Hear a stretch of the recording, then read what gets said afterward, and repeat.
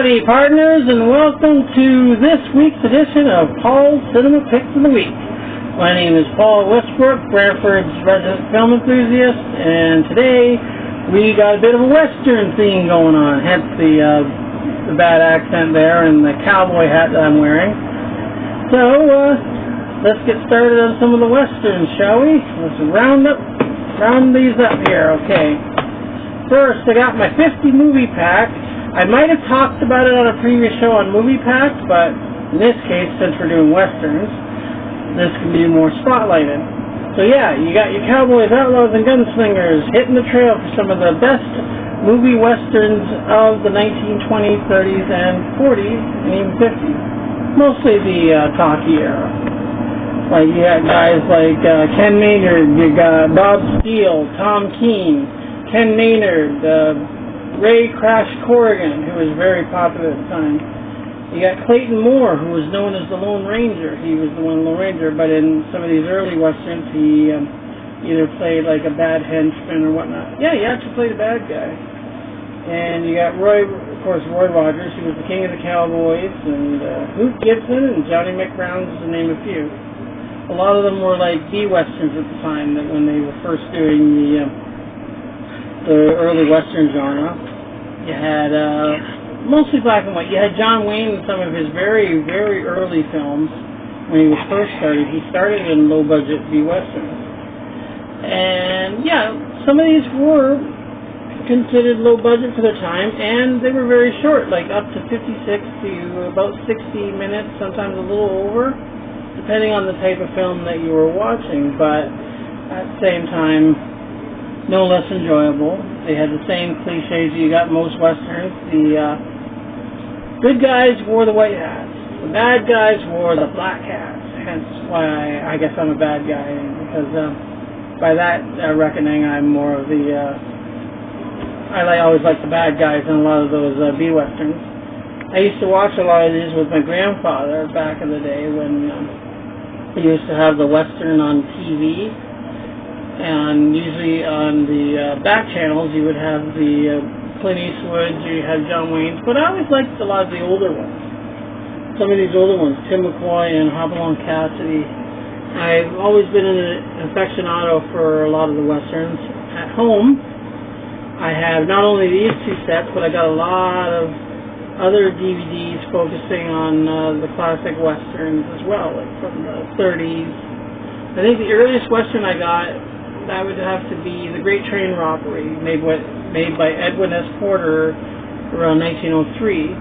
That'd be the oldest one I got, because it was the first Western to actually tell a full story. And then most of the ones that I have later are like the 30s, like you have Hopalong Cassidy, you have Gene Autry, Randolph Scott, just to name a few. And I love the John Wayne ones. The John Wayne ones were always good. And there's a few of them in here. And this set here, you get a whole bunch. You get up to, of course, 50 Western action adventures, and you got 12 DVDs on them.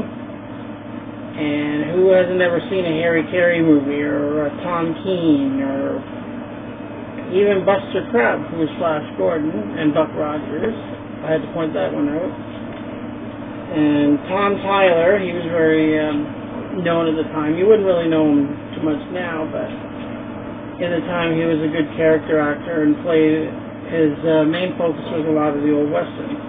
Tex Ritter, who was the father of Three's Company star John Ritter, he was a Western star, and he did quite a few of the great Western music, and with music, because he sang in a lot of his music and his Western. So you had Tex Ritter, and then you had Jack Hoaxie. I can't really pronounce the name right, so you have to bear with me, folks, on this one. And Johnny McBrown, I really enjoyed a lot of his work. Like in this one, you got Rogue of the Range. He's in this. And Ken Maynard, he actually did a lot of Western serials, the chapter plays as well as feature films. So yeah, Way West. The Way West is a action-packed, rootin' tootin' shootin' type DVD set is one that I would recommend you pick up if you like the old classics or you want to sit and watch them with your grandmother and grandfather if they're still around. Hopefully they are. Or if you like westerns yourself, give it a try. Excuse me a second, I have to have a quick drink there. All us cowboys got to have a drink. Okay, here. I brought a new one. Television Classics. 150 episodes of the ultimate TV Western. You got Bonanza, you got the Cisco Kid, I used to call him the Crisco Kid, Lone Ranger, the Rifleman, the Roy Rogers Show, Wagon Train, and many more. And inside here you got, he even gave you a little booklet, as well as the discs, like you get the discs in these little packages here. And as well as that, you get a little booklet here. Inside the booklet, you got the picture of Monument Valley. This is a very famous Monument Valley where they hold up a bit. There you go. Right there. Right where you can see here. This is where they filmed a lot of the classic westerns. John Wayne called it John Ford Country because John Ford, he was the famed director at the time of John Wayne when they did Stagecoach, and they did a lot of the filming in this area. So. Almost as like a scene from the video game Red Dead Redemption. Oh, very similar. Yeah, very similar to that. And now you know a little bit of the history behind the video game part too, so it must have had a Western theme. Oh, yeah. Oh, there we go. So inside here you got Annie Oakley. You have the old Annie Oakley show. And you got about 6 episodes of her. You got Jim Bowie. You've got Cisco Kid, Duncan Ronaldo, and Leo Carello, who were very popular on television around the time of the 50s.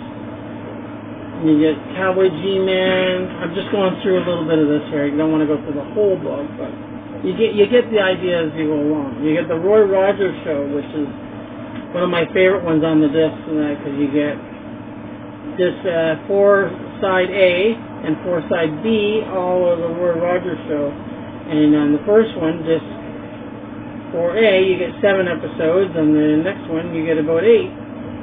So that's kind of like 15 episodes of the classic Roy Rogers, Dale Evans Show with Pat Brady. The problem I had with that show, you had a classic Western theme. And I've always wanted to point this out. You have a classic Western theme, and Pat Brady would always drive his Jeep. He'd call it Marybelle. And I always used to wonder, it says, Roy Rogers, he's like in the 1800s or something like that, and all of a sudden you got this guy with a Jeep. So it kind of went against the time period, so then later I guess they'd modernized it a bit, even though you still had Roy Rogers riding the horse. The Jeep was a signification that it was like in the 50s. So, and I guess Roy just happened to still be running a ranch in the 1950s, so you guys try and figure that one out. Lone Ranger, one of my favorite shows of all time on disc 5A and 5B. You got 7 episodes on the first one. And this is like the classic Clayton Moore, Jay Silverhill's one. From 1949, it said, to 1956. Clayton Moore and Jay Silverhills played Lone Ranger and his sidekick Tono. And yet, even the dog likes the westerns, I think, here. You got The Life and Legend of Wyatt Earp, Judge Roy Dean. Stories of the Century is a very good one with Jim Davis, because Davis would play the character of Matt Clark. He was a railway detective, and Frankie Adams would be like his sidekick, and they would go around the country on these railways and tracking down the world-famous outlaws and criminals of the time. And you get about 6 episodes there. The Deputy with Henry Fonda, one of our favorite classic actors of all time. You got 26 Men, which is like a western, different tales of the Arizona riders who rode the territory during the late 19th and early 20th centuries. Pistols and Petticoats is more of a comedic type TV western, and you only get 3 episodes of that, but it was funny. It's like comedy, like it had the Ann Sheridan. She plays the character called Henrietta Hanks, and it's like a head of her family, and they're all master sharpshooters, and sort of like a frontier version of Beverly Hillbillies. A little bit like that. And here you got Bonanza. So I've got a few of the episodes of Bonanza, Wagon Train, Adventures of Kit Carson, Buffalo Bill Jr., The Rifleman with Chuck Connors. He was a very gritty character actor at the time. And Bat Masterson with the late Gene Barry, which ran from 58 to 61. So yeah, the book basically tells you, here we got another picture. I think it's the same one. No, it's actually different on this. In here, let me know if you got that, sis. Yep, I got it. Yeah, it's, at the end you have another picture of the area. And, yeah, like I said, they filmed a lot of the great classic westerns there. Show the back of that booklet? Show the back of the booklet? Okay. And also available, you also get an also available from Mill Creek, and it has different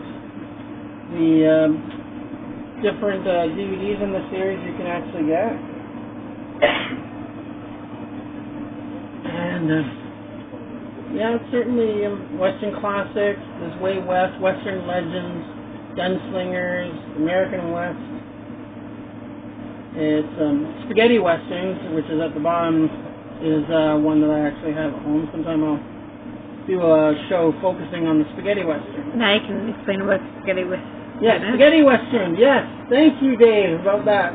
Spaghetti Western is because they were all made in Italy. Yes, that's why they call them Spaghetti Westerns. Fact of the day. Yeah, what would I do without my friend Dave there? There you go, Dave. There's a name pop for you. Yeah, and yeah, so those are a few of the Western ones that I wanted to show today. And again, we hope you like the video. Like and subscribe, because we could always use subscribers. And check out our page on Facebook, Paul's Cinema Picks, right on Facebook, even though my sister always called it Cinemax. Still, it's unique. It's unique. It has a unique look to it, but yeah, check us out on the page. Remember to like and subscribe. Leave some comments in the bottom. And right now, this is Paul. I'm going to be hitting the trail. So happy trails to you, and I'll be seeing you at the movies.